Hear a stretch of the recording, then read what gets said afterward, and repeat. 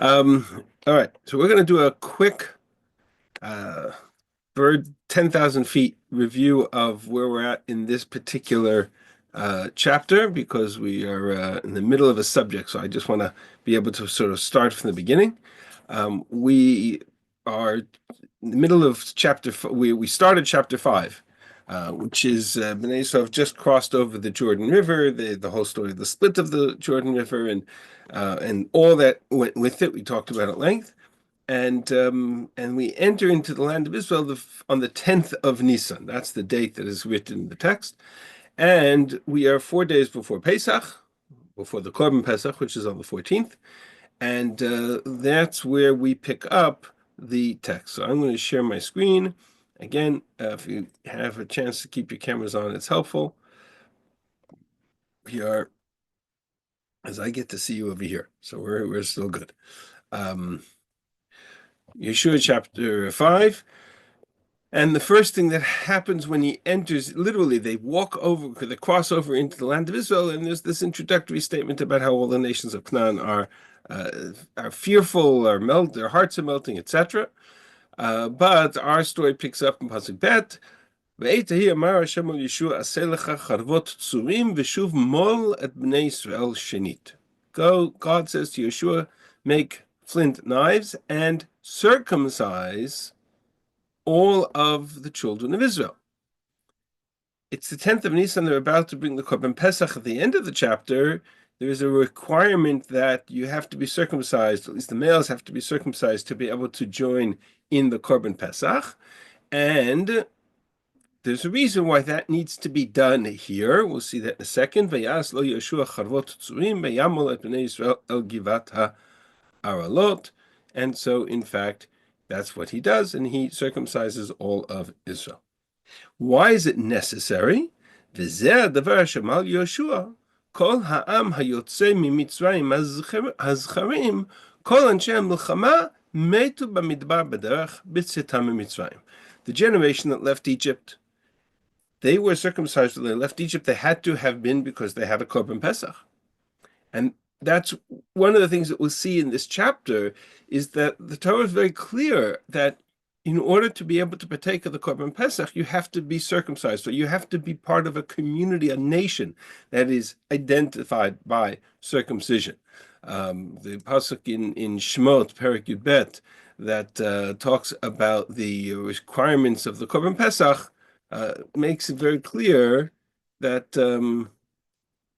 even a sojourner, even a ger, who brings a korban pesach, himola kol zachar kol arel lo yochav. You can't have, if you have a uncircumcised male, intentionally so, meaning they're not. We'll get to some of the technicalities.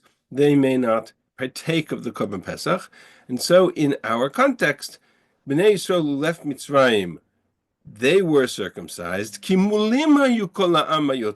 people who left Egypt, they were circumcised. It says so explicitly in Pasuk A. Whereas, and this is our starting point for our discussion, Kol ha'am hayulodim b'midbar b'derech b'tzitam mitzrayim lo malo. But Bnei Israel who entered into the land of Israel, who the next generation that were born in the desert, they were not circumcised. 40 years they walked in the desert. Till that generation was gone, the generation that left Egypt. For the story of the spies, etc. Their children, the next generation, who are now entering into the land of Israel, Hakim Tachtam Motam al Yehoshua. They're the ones that Yehoshua had to circumcise in order for them to be able to bring the Korban Pesach. Pasuk Tet.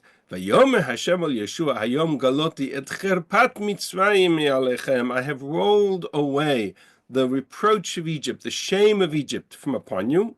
Talk about what that is in a moment. And therefore they name the place Gilgal from the phrase galoti, to roll away. Vayachanu b'nei Yisrael Gilgal, they encamped there at Gilgal. Vayasu et Pesach be'arba'as hayom lachodesh be'erev be'avot Yericho. And there they brought the Korban Pesach on the 14th of Nisan. And they also ate of the produce of the land from the next day.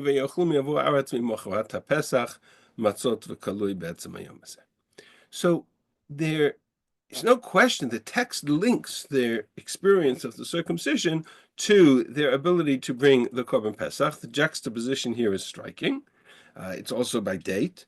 But this is the question that we started to explore, and we're going to explore in more detail now, is how did it come about that Bnei Yisrael that left Mitzrayim were circumcised, but Bnei Yisrael who entered into the land of Israel were uncircumcised?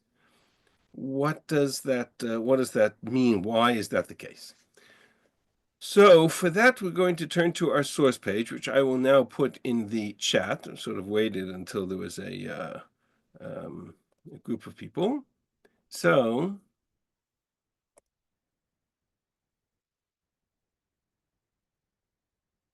all right, there is the source page. We will open it up in a moment on the screen.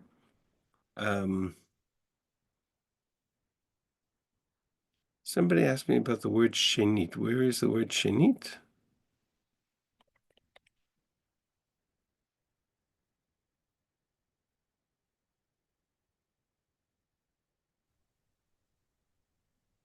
Oh, that is a really good question. In verse 2, Shuv mol et bnei Yisrael shenit.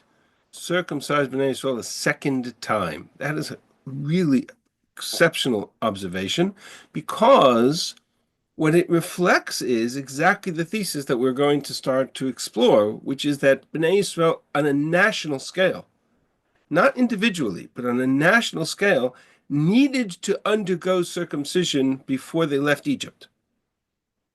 Right? That's exactly the verse in Shemot Perek Bet that they had to circumcise themselves. They had a Korban Pesach in Mitzrayim. They had to be circumcised. Why it was necessary to circumcise themselves in Mitzrayim, we'll see. We're going to explore those issues.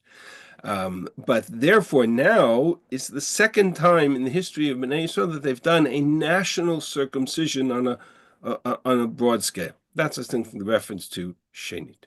All right, but let's go into the question first as to why it was that they didn't circumcise themselves for 40 years in the desert. The mitzvah of Brit Milah was given to Abraham. Certainly the mitzvah of Brit Milah they knew about. And they would have had had a Brit Milah, even if they didn't know about it, even if that tradition had been lost. Let's assume for the moment, we'll offer some other explanation, but certainly by the time they were in Mitzrayim, Shemot Perek Bet, when they brought the Korban Pesach, and it says, V'chol arel lo yochal ba, none who are uncircumcised can partake of the Korban Pesach, they certainly knew that they had to have circumcision there, and we'll see the sources that say that they did. They were circumcised when they left. So why didn't they circumcise themselves through the time of the desert? So this question is addressed in the Gemara in Yevamot. And the Gemara says the following. Why didn't they perform the mitzvah of Brit Milah in all the years they were in the desert?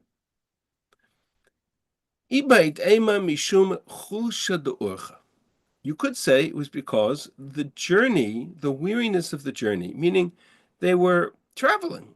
And if they were traveling, it's very difficult to stop and to do circumcision and then to wait for them to be healed, etc. So the Gemara offers the possibility that they didn't fulfill the mitzvah of Brit Milah because they were traveling. Ve'ibait ema, another possibility, mishum de lo nashiv lehu ruach tzvonit. They did not have a north wind blow for them all those years. Now, this is based on a notion that, and the Rashi explains it, I didn't put it on the page, that the north wind is a kind of gentle wind. It's a kind of a calming wind. Unless you live in the United States, and then the wind that blows to the north is very cold because it comes from Canada. So every time there's a cold front we call it a Canadian front that comes through. The Canadian front, in Canada, they used to call it an Arctic front. Always blame those who live to the north of us. But nonetheless, that is the notion that the north wind is a kind of a calming or healing wind. So for all the 40 years that we were in the desert, that wind didn't blow, and therefore they never had what they considered necessary circumstances or conditions to be able to do Brit Milah safely. So says the Gemara, the first opinion of the Gemara. We're going to unpack this in a second. Right. Titania. Yeah, does somebody have a question? Yeah. Doesn't it say that they traveled based on when Hashem told them to move?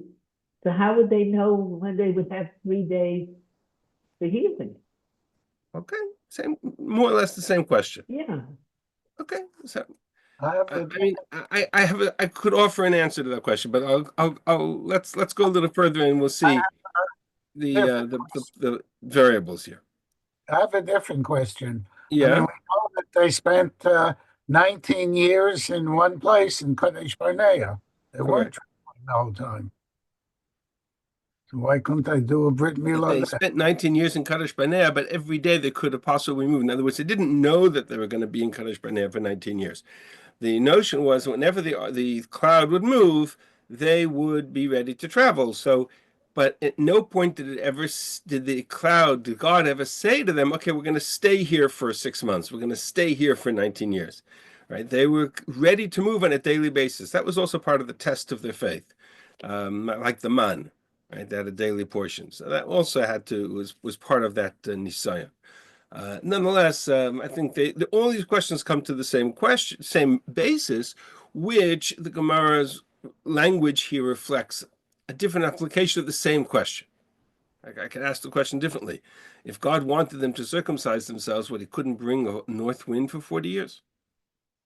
In 40 years they had bad weather? Right, for 40 years, you couldn't tell me once every year, wait for 3 days so that everybody can circumcise themselves. There's something deeper here, clearly. So that's what the Gemara goes on, and he says, "The Tanya kol otan arba'im shana shayu yisur b'midbar lo nashva lehem ruach tzvanit." For all those 40 years, the north wind didn't blow. My time, why is that the case? So here the Gemara offers two answers, which I think are essentially the same answer. Ibayit ema mishum din nizufim havu, because they were under censure. They were rejected. They were pushed away. Alternatively, you could say the north wind didn't come because it didn't. God didn't want the north wind to disperse the clouds of God's glory, right? Disperse the cloud, which again, it's like such a weird answer because we're not talking about rain clouds. We're not talking about nice little white fluffy clouds. We're talking about the ananei kavod that were created by the Aish. The Aish burnt, and the fire that went off of it created smoke. The smoke was the ananei kavod. The fire represented the Shekhinah. What do you mean? The north wind is going to blow out the clouds of God's glory? It's extraordinary. So the bottom line is that all of these answers, whether they couldn't wait for 3 days to circumcise, or the Ruach Tzvanit that didn't blow because they were under censure, or because God didn't want dispersal. All of these answers really reflect one basic principle. And that's this notion, the Nuzufim Hayu. They didn't circumcise themselves because they were under censure. What does it mean they were under censure? Says Rashi, Mimaseh Ha'egel. They were under censure from the sin of the golden calf. And therefore, lo hayu uyin or noga, they weren't worthy of that north wind, of that journey, of that they weren't worthy of Brit Milah. Let's put it on the table. Because now, what's interesting is that Rashi doesn't say it's because of the sin of the spies. Rashi takes us all the way back to the sin of the golden calf. But at the end of the day, what the Gemara is really saying, right? You had to have an extraordinary amount of direct divine providence and intervention to make sure that, quote, the north wind didn't blow for 40 years. In other words, whatever the answer is, the real answer is that God didn't let them circumcise themselves. The real question is why. God didn't let them fulfill the mitzvah of Brit Milah. And the real question is why.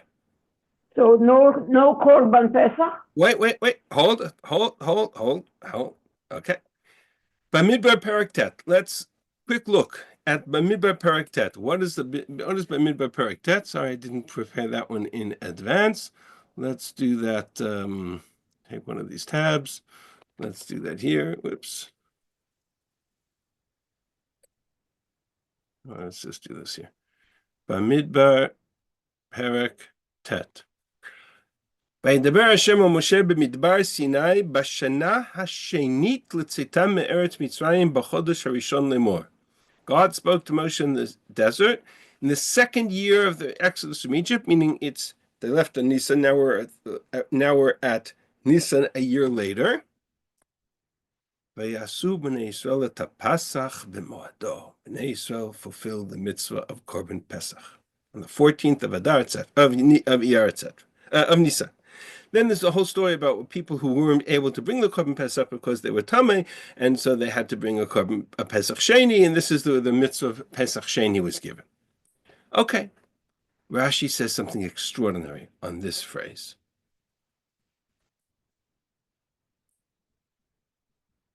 Let's look at it this way.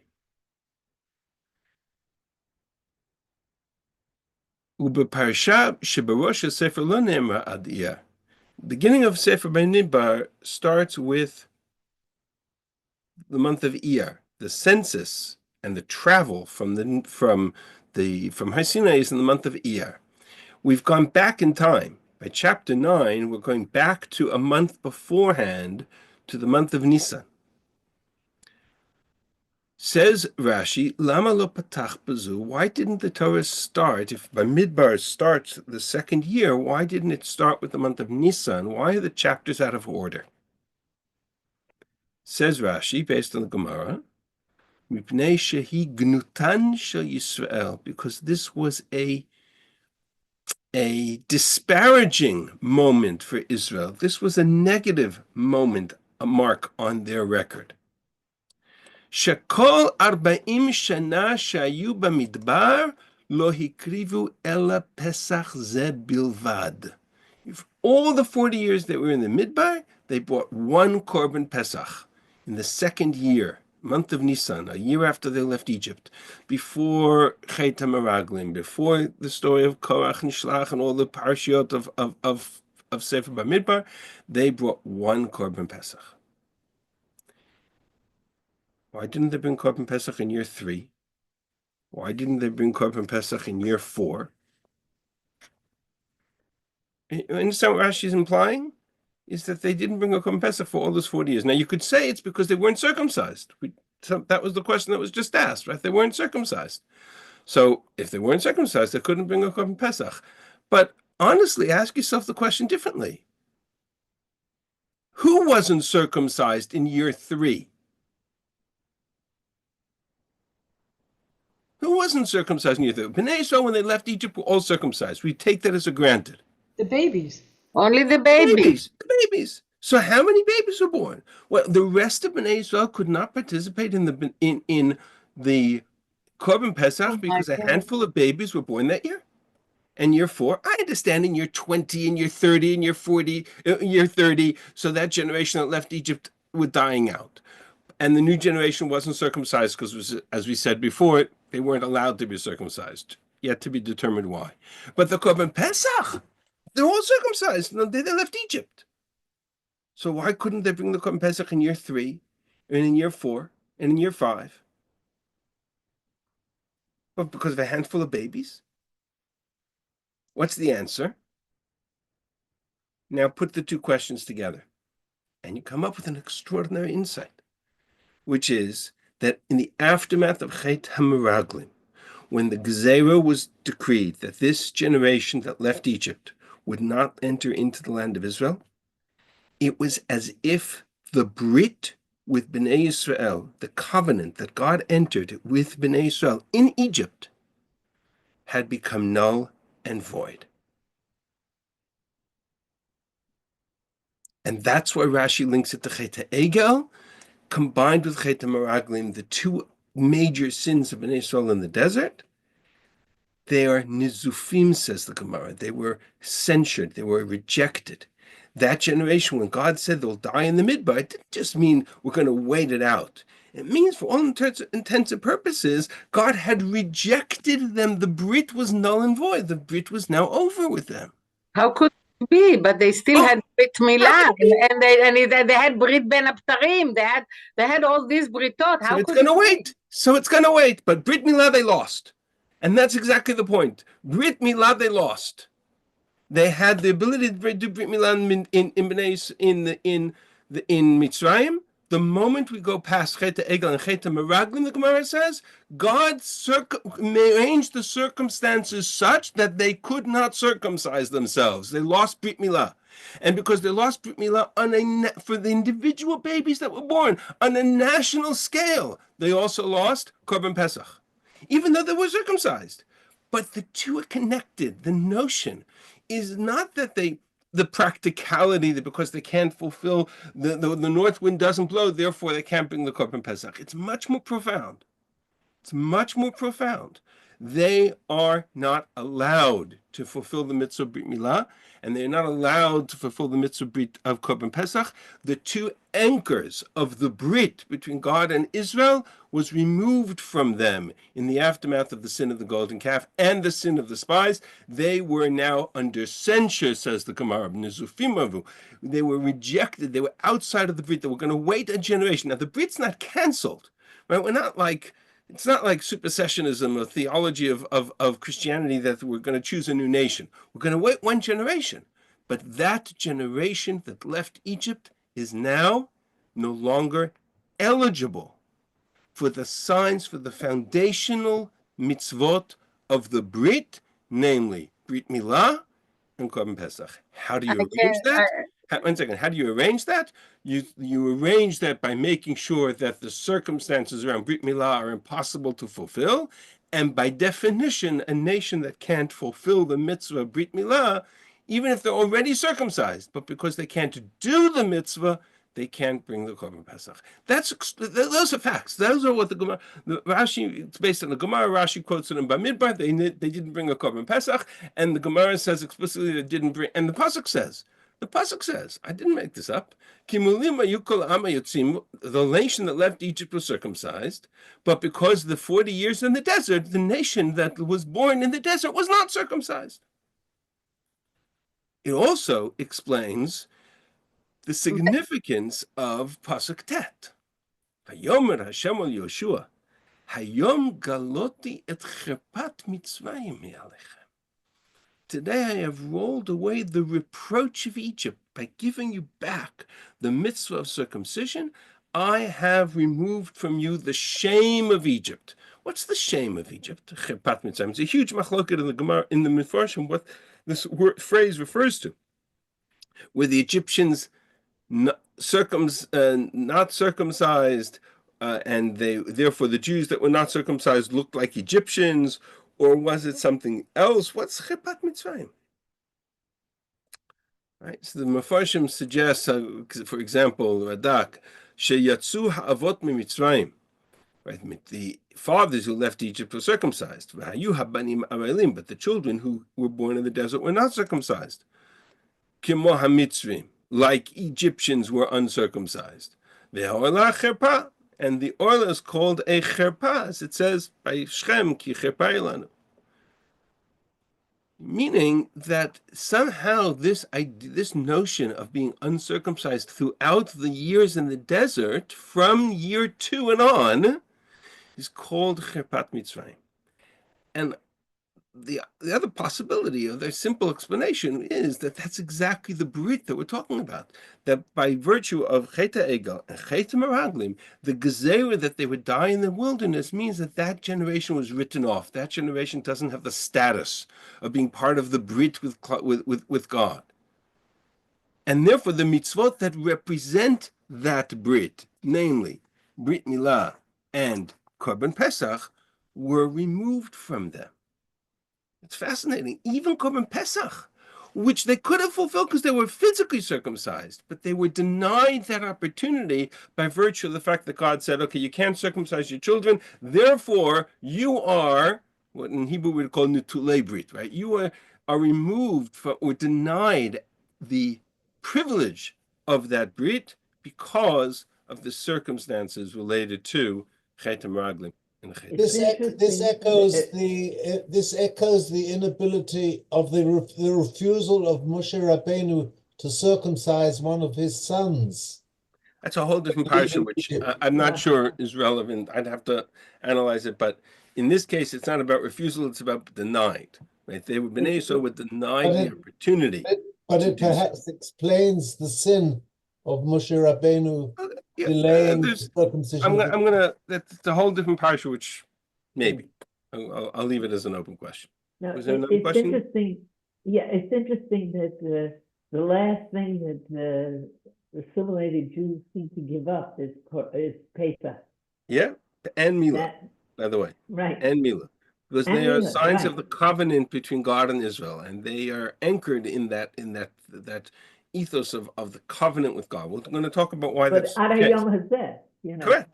Correct.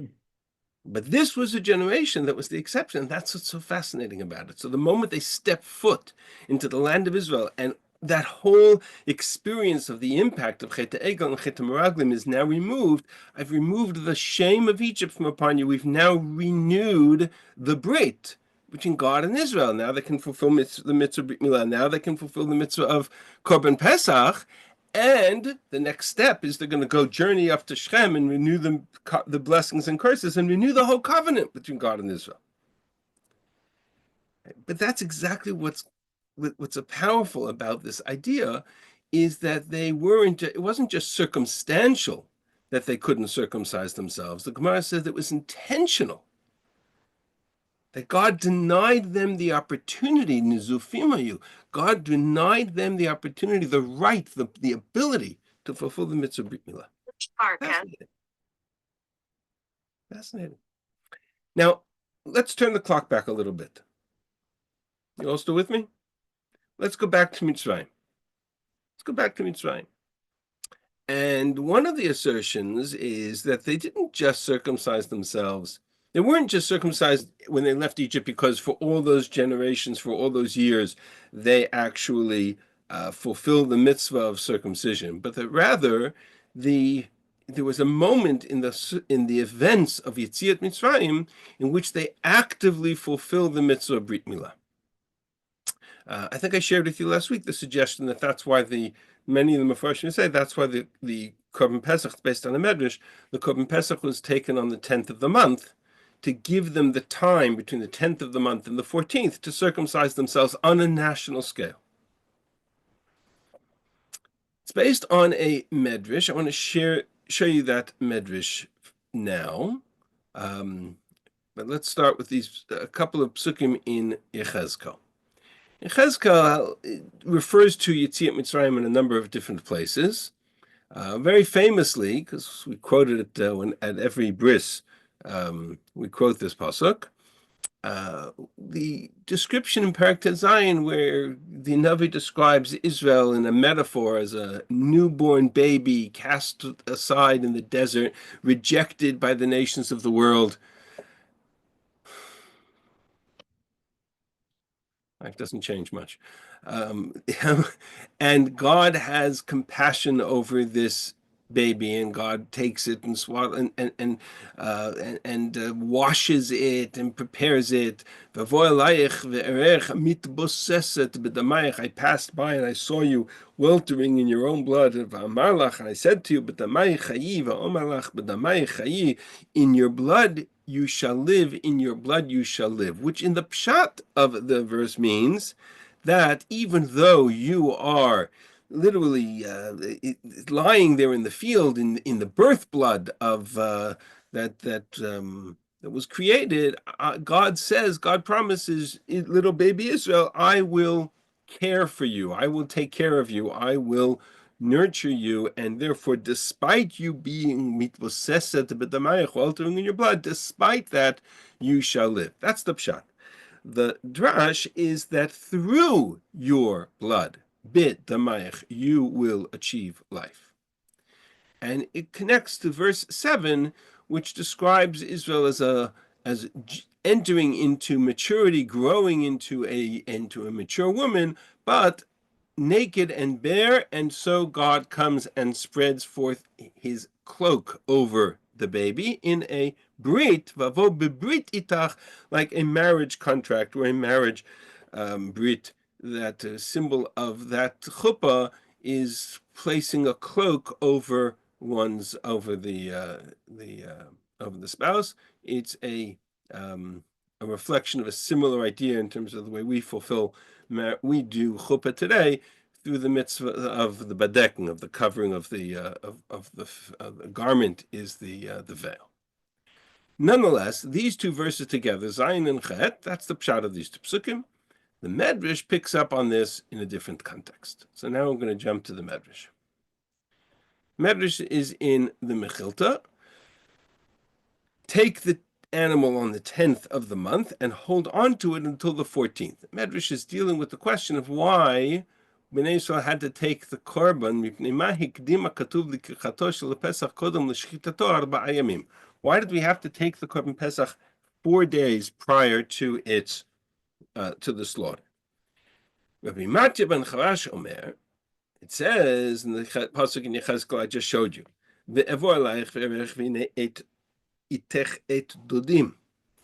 you have reached the age of maturity. Came the moment that God had promised to fulfill the redemption of Abraham's children. And Israel was naked of any mitzvah. They had no merit by which they could merit to be redeemed. As it says, similar verse just prior,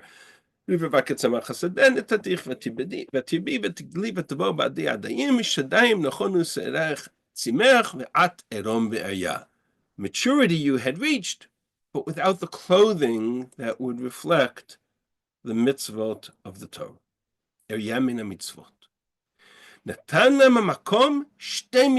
Immediately God gave them 2 mitzvot to engage in.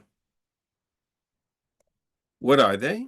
Mitzvat Pesach u'mitzvat Milah. Pesach and Milah. The same 2 mitzvot which we fulfilled when we entered into the land of Israel, God gave them in Egypt. She'itasku behem kedei she'igalu. That they should fulfill so that they would merit to be redeemed. And that's the reference to mit b'seseh b'damach, v'omelach b'damai chayi, v'omelach b'damai chayi. You, the 2 bloods, the blood of Pesach and the blood of Milah. Gam at b'dam britech shilachti asirayach mibor ein mayim bo. Zechariah talks about the dam brit, the blood of the covenant. That is part of the symbol of that the contract. Like the Brit Ben Abtarim, where you divide the animals, or like Moshe sprinkling the blood of the korban over the people of Israel after Mount Sinai. There's this notion of dam brit as a sign of the covenant. Therefore,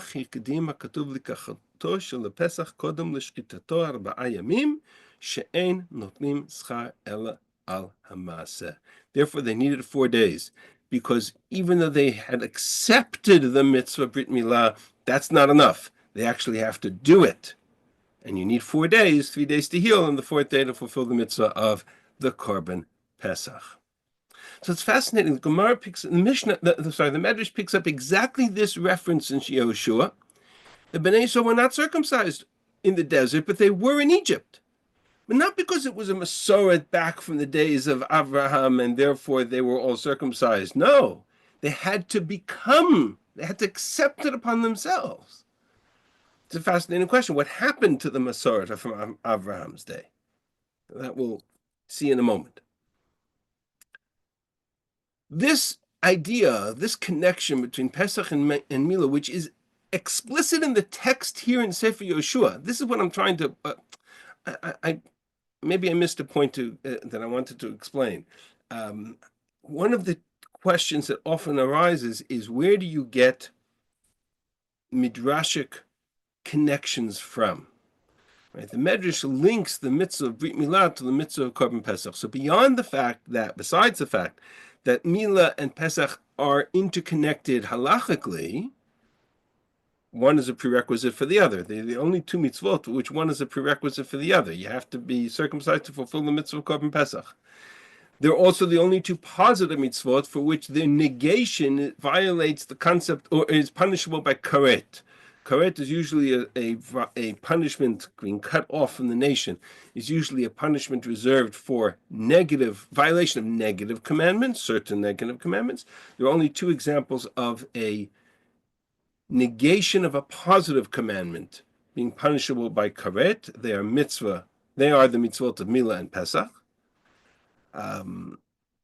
There's a whole host of halachic connections between Pesach and Milah. But the most direct connection comes from Sefer Yehoshua. Before they could fulfill the mitzvah of Pesach, they all underwent Shenit, for a second time, a national circumcision. Shenit because they had done this already in Egypt. And that's exactly what the Medrash is picking up on. Even though the story of Brit Milah is not recorded in the story of the Exodus, there is enough evidence to indicate that in fact, it was a major component. One step further, which is really quite extraordinary, is this Medrash in Pirkei Rabbi Eliezer. Medrash says the following, similar idea, but it adds one nuance. Mikana Talamed, Shebnei Yaakov hayu numulim. So Bnei Yaakov's children, when they came down to Mitzrayim, Abraham's grandchildren, great-grandchildren, they certainly were all circumcised. Umalu livnehem, and they circumcised their own children. V'hinchilum l'chok olam, and it was a part of the Masoret of Jewish life from the days of Abraham. So what happened to it? Ad she'amad Paro v'gazar alehem gzerot kashot umana mehem brit milah. I'm going to share with you another possibility in a minute, but here the Medrash says that the reason why they stopped doing brit milah was because Paro wouldn't let them. Paro denied them that as part of a host of decrees. Somewhat anachronistic because Paro's decrees were not religious in nature. They were much more sort of chronologically appropriate for the story of perhaps of Hanukkah, but nonetheless, that's where we start our story. Ufiyom sheyatzu Yisrael miMitzrayim, nimolu kulam migadol v'ad katan. When they left Egypt that day, or at that time, they all circumcised themselves. As it says, Kimul limayu kol ha'am hayotzim miMitzrayim. That's our verse in Sefer Yehoshua, Perek Hey. So for those 4 days, they had fulfilled the mitzvah of Brit Milah on day, let's say 11, and then 12, 13 was recovery, and then Korban Pesach on the 14th. What were they supposed to do with the dam, with the blood of the Korban Pesach? Put it on the doorposts, correct? But the previous Medrash linked the blood of mitzvah Milah and the blood of, as a dam brit, it's a sign of the covenant, and the mitzvah of the Korban Pesach. Says Pirkei Rabbi Eliezer, it says, unbelievable. V'hayu lokhim dam milah v'dam pesach. They took the blood of the mitzvah milah and the blood of the mitzvah pesach. V'hayu notnim al mashkof batehem, and they put both of them on the doorposts. They mixed them together. And therefore, when God came to smite the Egyptian firstborn, v'ra'ad dam habrit v'dam hapesach. And he saw the mitzvah, the two bloods mixed. That's the pasuk in Yechezkel. There's two bloods there, dam brit and dam pesach.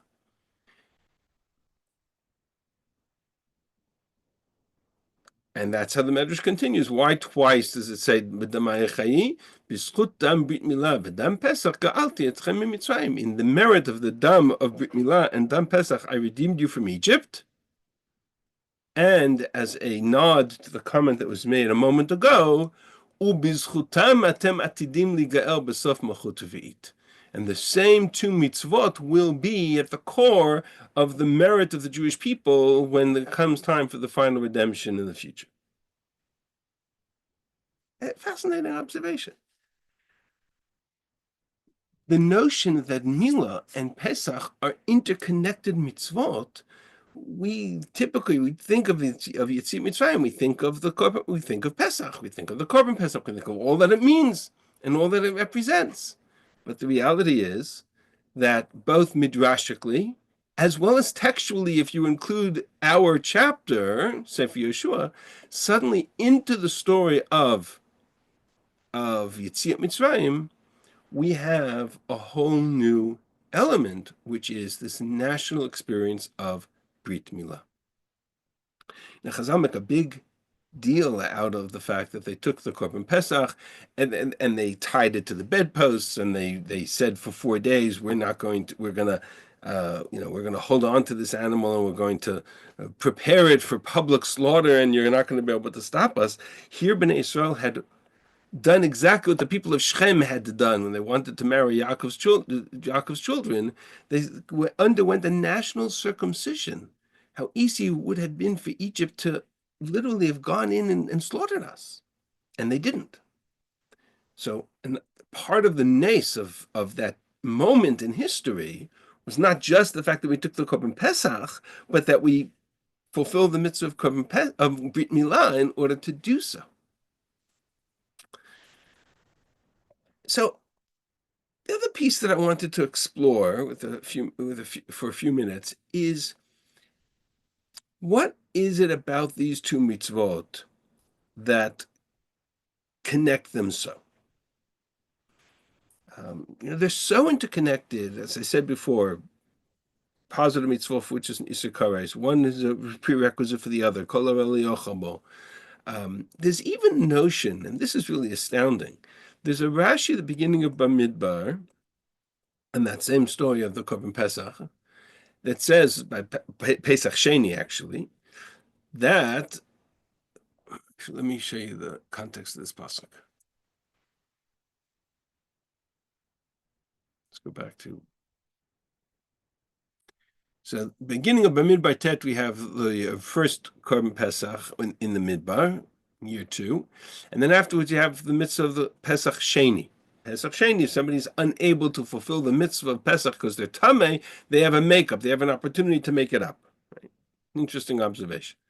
Pasuk Daled, V'chi yagur itchem ger, if there be a foreigner who lives amongst you, a ger, V'asa Pesach LaHashem, and he wants to bring a Korban Pesach, ki chukat haPesach u'kemishpato ken yaseh. He has to bring the Korban Pesach in accordance with its proper laws. Chukat achat yeh lachem v'lager u'lezrach haaretz. One law for you, for the stranger, meaning for the ger, the convert, and for the citizen of the land. What is this verse referring to? So Rashi, on that verse, it's fascinating. It's based on a Gemara, but Rashi quotes the following: Yachol kol hamitgayer yaaseh pesach miyad. I might have entertained the possibility that every convert, when they convert to Judaism, no matter when, if they convert in January, if they convert in December, they convert in Tishrei, they convert in Tevet, doesn't matter. I might have thought that they should immediately bring a Korban Pesach. Talmud Lamar, Chukah Achat, therefore the Torah says no, one law. Yeah, one law. V'chiagur ger v'asa Pesach uva et lasot Pesach im chaveirav. He will bring the Korban Pesach, but you'll have to do so together with everybody else. You can't bring the Korban Pesach by yourself. What kind of an observation? What kind of a havamin is it? What kind of an entertaining thought is it that a potential convert who converts in any month of the year should immediately have to bring a Korban Pesach? He doesn't have to immediately, if he converts on a Monday, he doesn't have to keep Shabbos on Tuesday. What do you mean he should have to right away bring a Korban Pesach? Pesach is part of a celebration of a holiday. Why should he bring a Korban Pesach?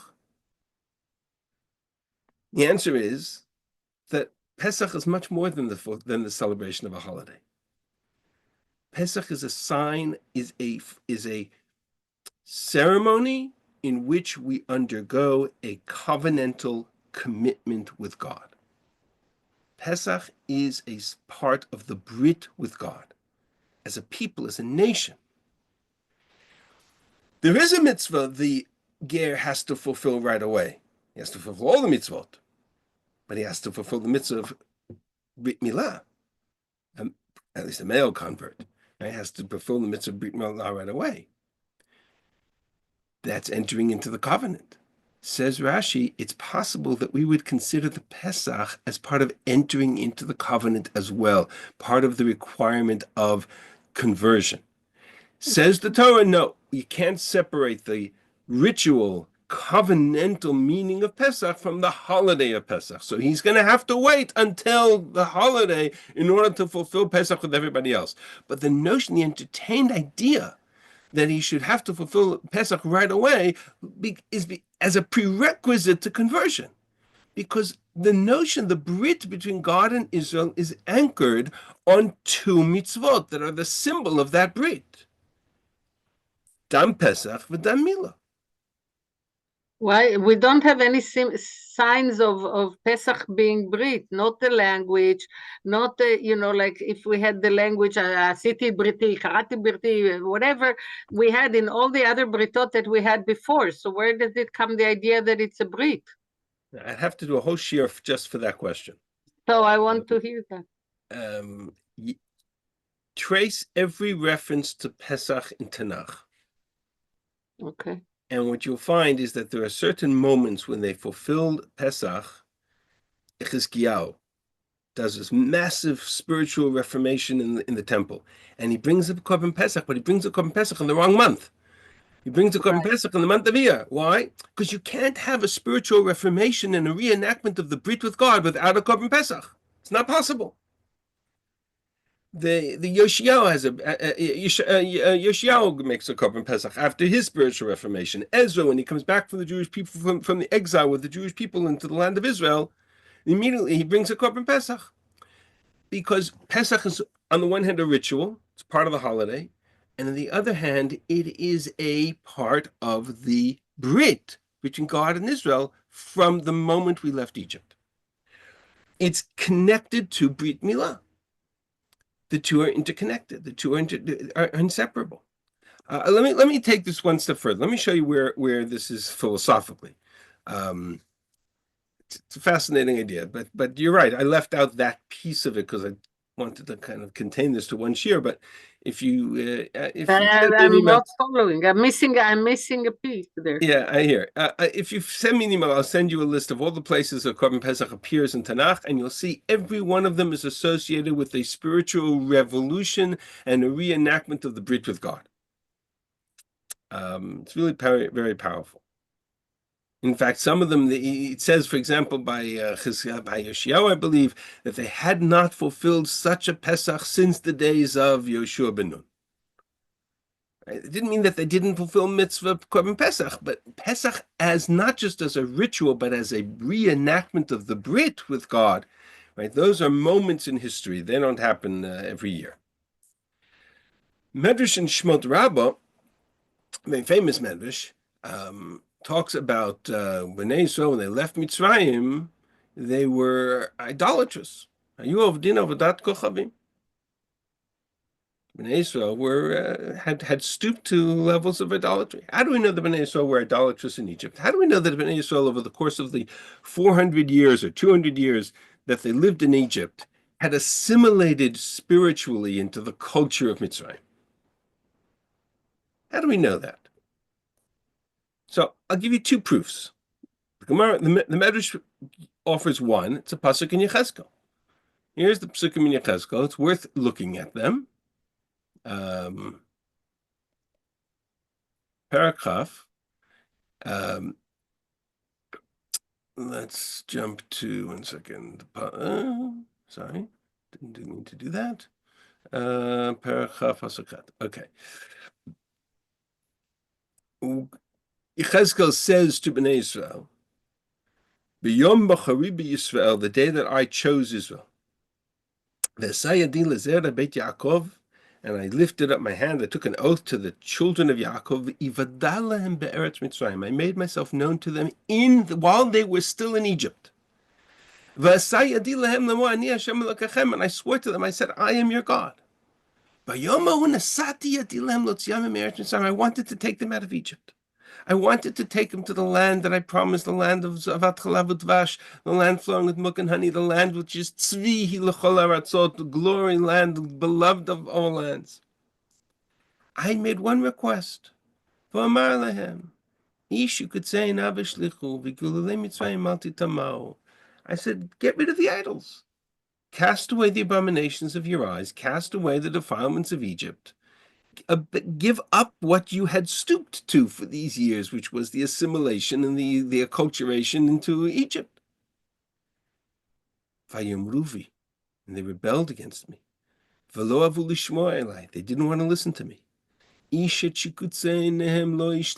did not reject their abominations of their eyes. And they didn't abandon the idols of Egypt. I was so angry at them, I wanted to destroy them while they were still in Egypt. But you know what? I acted in accordance with, for the sake of my name and my presence in the world. I didn't want to destroy them or profane my name in the sight of the nations. And therefore, I took them out of Egypt. And I brought them to the Midbar. And I gave them laws and statutes. They should live by them. I gave them Shabbos, I gave them mitzvot.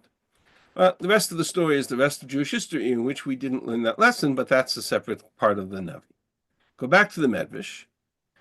Quotes this pasuk in Yechezkel that they were stooped in idolatry, and says, I wanted them to reject that idolatry. How? Mishchu kulachem, in the midst of the Korban Pesach, draw back and take this animal on the 10th of the month, says the pasuk. Medrash says, Klama mishchu yedechem me'avodat kochavim ukulachem tzon. Draw back from the idolatry, take this animal, v'shachatu alehem shamitzrayim v'asu Pesach, and slaughter the god of Egypt, the deity of Egypt, in their eyes, and make the Pesach. And that would be the method by which God would hover over them and protect them. You shall be redeemed. In other words, the Medrash makes it very clear that the Korban Pesach had a defiance to it. It was an act of defiance against the idolatry of Egypt. And therefore, whereas we will fulfill the mitzvah of Korban Pesach every year as a reenactment of that Korban, there are moments in our history when we will actually be called upon to reject the cultural assimilation into the world around us and reaffirm our brit with God as we did in Egypt, because that's what the Korban Pesach was. It was an enactment, not a reenactment. It was an enactment of a covenant, of a commitment. And at the core of that covenant was the abandonment of idolatry of Mitzrayim. Hence the tzon, hence the notion of taking the animal.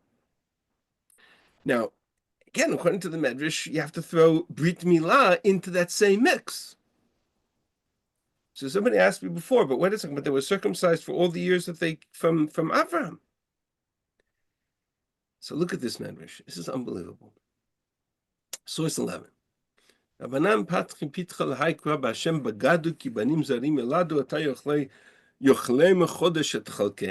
betrayed God, they begot foreign children, a month will devour them with portions. Okay, whatever the pasuk in Hashem means is not our issue, pshat of it. Our issue is the drash. L'lamedcha.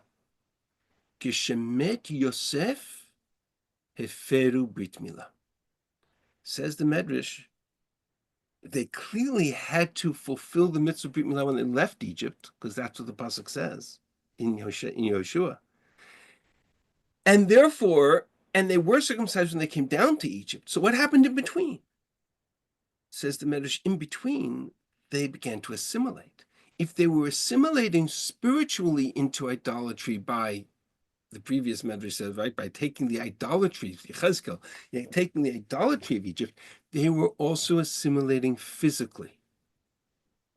We want to be like Egypt. We want to be like Egypt.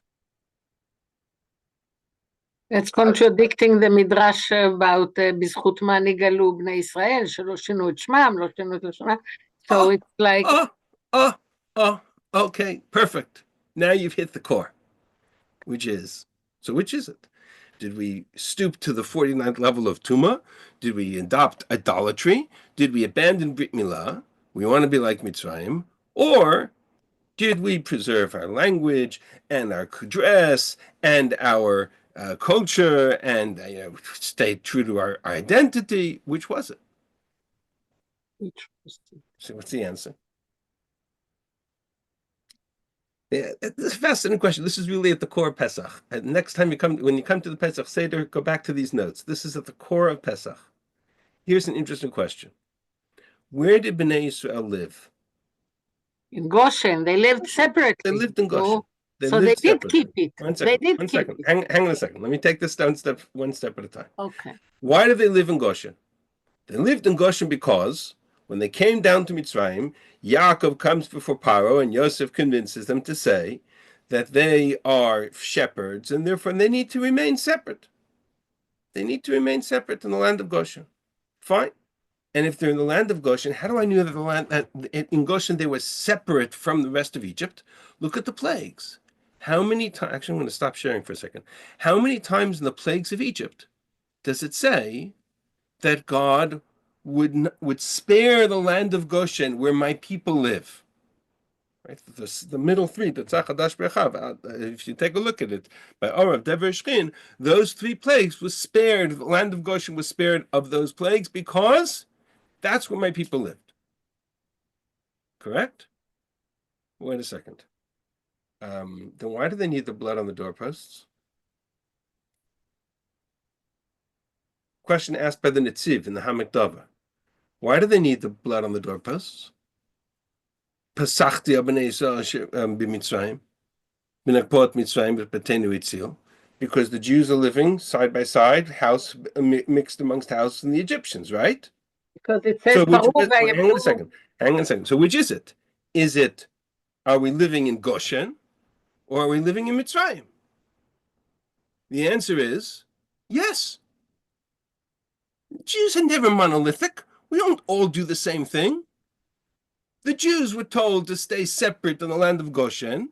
Mitsuyanim Sham, separate identity, separate culture, separate worlds, to stay separate from the Egyptians. But very quickly, Bnei Yisrael paru, vayishritzu, vayatzmu, vayibu, vayatzmu, v'me'od me'od, v'timaleha aratzotam. They began to be fruitful and multiply and swarm. Vayishritzu, says the Kli Yakar. That's a disgusting term to use for Bnei Yisrael. They swarmed like insects. Vatimaleha aretzotam, and Mitzrayim became filled with them. Rashi says that they started to assimilate into Mitzrayim. They wanted to fill the circuses and the theaters of Egypt. So did they stay in Goshen, or did they assimilate into the land of Egypt? The answer is yes. Right? That's exactly the point. We didn't all do the same thing. But the Medrash picks up the fact that therefore when we left Egypt, there had been such an assimilation effort over the years, and it was rejected by Mitzrayim. Mitzrayim rejected it. Let's go back to the text for a second.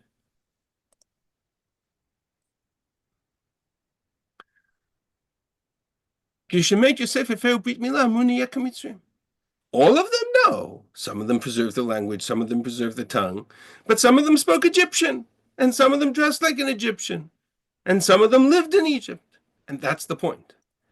Therefore, yet they had to be circumcised. Now,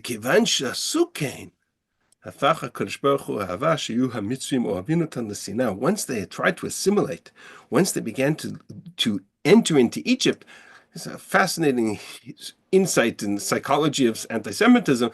God turned the love of Egypt against us into hatred, and that's essentially how the slavery began, to essentially say to them, if you're not going to remain separate, I'm going to force you to be separate. Right? The very first person to point to Bnei Yisrael and call them an Am and call them a nation is Paro. Hinei Am Bnei Yisrael. So I come back to the core of the story, which is that they entered into the land of Israel. They've renewed the brit with God. And by the way, I have to skip pieces of it, but that's okay. By the way, come back to Bereshit Perek Yud Zayin. When God gave Avraham the brit of Brit Milah, right, in Bereshit Perek Yud Zayin, and he says to him, I'm going to give you this brit, I'm going to make you a great nation, and it requires you fulfilling the brit of Brit Milah. I will make you fruitful and multiply into a great nation. That's what Brit Milah represents, our covenant with God. והקימותי את בריתי ביני וביניך ובין זרעך אחריך לדורתם לברית עולם להיות לך לאלוהים לזרעך אחריך ונתתי לך לזרעך אחריך את ארץ מגוריך, את כל ארץ כנען. The notion, the mitzvah of Brit Milah, a Brit is a two-way street. It requires two sides of the covenant. Our fulfillment of the mitzvah of Brit Milah is our guarantee to the right to return to the land of Israel. The land of Israel was given to Abraham in reward for the mitzvah of Brit Milah, v'yata briti tishmor.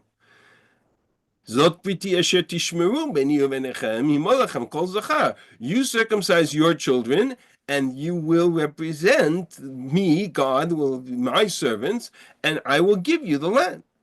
They're interconnected.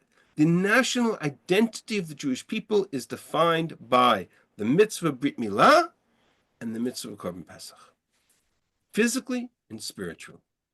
And those are the two mitzvot that we fulfill as we enter into the land of Israel under Yehoshua. The very first act is to fulfill the mitzvah of Brit Milah as a prerequisite to then be able to fulfill the mitzvah of Korban Pesach in the land of Israel, and essentially turn the clock back on all that had been lost in the sin of the spies and the sin of the golden calf, Cherpat Mitzrayim. Now we start a new chapter as representing God as God's people in our land, the land of Israel. That's the message of chapter 5. Rabbi. My pleasure. There's a couple of pieces we left off that I didn't get to, kind of loose ends. I will try to fill them in very quickly at the beginning of next week, just so that we have a full picture. It has to do with the nature of Brit Milah and why it's the sign of the covenant, Ot Brit. But we'll address that very quickly. And next week, B'ezrat Hashem, our plan is to start chapter 6. Thank you, Rabbi. If you've joined us for the first time now, welcome aboard. Welcome to the journey. It's going to be a ride, and we continue to explore Sefer Yehoshua. Thank you all for joining us.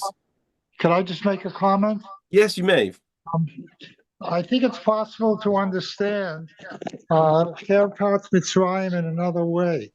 Now, Herodotus says that the Egyptians are the first ones to practice circumcision, and he mentions a number of other ancient peoples, meaning that there were a number of them. And also the temples in Egypt also portray art where there's circumcision in there. So it could be that Cherpat Mitzrayim means that they were practicing, the Egyptians were practicing circumcision, and the Bnei Yisrael were not. And that was the Cherpat. Okay, it's a possibility. Again, I don't.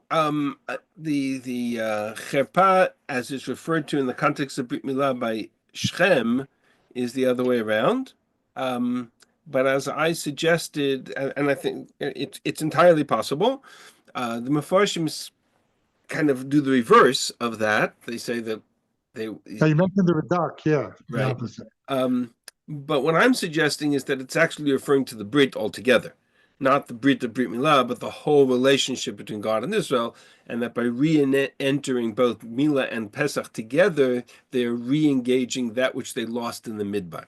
So I'm offering a suggestion that kind of avoids the question of whether Egyptians were or weren't circumcised historically. This observation is independent of that. Okay. All right. Thank you. Have a good day. My pleasure. Thank you for joining us. Thank you very much. Rabbi, Yes. that generation is the ones that experience Matan Torah. Sorry, say again? The generation of the desert, even though they may have lost the Brit, but they experienced Matan Torah and said Na'aseh v'nishma. Until Chet Egel and until Chet Maraglim, correct. Yeah, but they still were able to build like a Mishkan and have sacrifices. So it's not like they didn't have any. That's also debatable whether the Michlal had sacrifices in the desert if they didn't have a Korban Pesach. Until Chayta Egel and until Chayta Meraglim, you're correct. But once you enter into that domain, God rejects them clearly, right? That's the whole point of the story of they'll die in the midbar, and there's no communication, there's no nevuah, there's no shechina between the aftermath of the story of Korach and the beginning of Parshat Chukat. There's 38 years of silence. There's no question that generation was rejected. Despite whatever they had achieved at Matan Torah, they lost subsequent to it. That's unfortunately that's a fact of history in Tanakh, in Chumash, that I can't avoid. But the notion of renewing that brit, that's now where we get a. So if the brit, if you say that Pesach, Korban Pesach was a brit, then they did the Korban, like they sacrificed, and God took them out of Egypt. Is that the brit? I mean, is that the Reciprocity, yes, that's what the Medrash is suggesting. Mishchu as a prerequisite to mitzvot became a prerequisite to leave Egypt, Brit Milah and Korban Pesach. But then, if they keep doing Korban Pesach, let's say when they came to Eretz Canaan, then what? Then where's the continuation of the brit? I'm not separate the mitzvah of the brit and the significance of renewing that brit. In other words, there's a mitzvah to do a Korban Pesach every year, right? But it's like when we go through Pesach, we reenact what happened in Mitzrayim. But for them, it wasn't a reenactment. For them, it was real. For them, it was the actual happening. Right? I remember very vividly as this is already post 1 o'clock time for ending, so you're welcome to sign off. And this is just a conversation, so this is on free time. But I remember very clearly as a child, we had relatives who had been left the Soviet Union and had come to America, and barely spoke English, and we certainly didn't speak Russian, and so kind of conducted the Seder in Yiddish, and my broken Yiddish as a child, it was quite an experience. But I remember them sitting there at the Seder for the entire time, and at the end of the Seder, he turned to us, this cousin, and he said to us, "For you, this is a story. For me, for us, this is our first year. This is our story. This is happening to us." So that's exactly the point.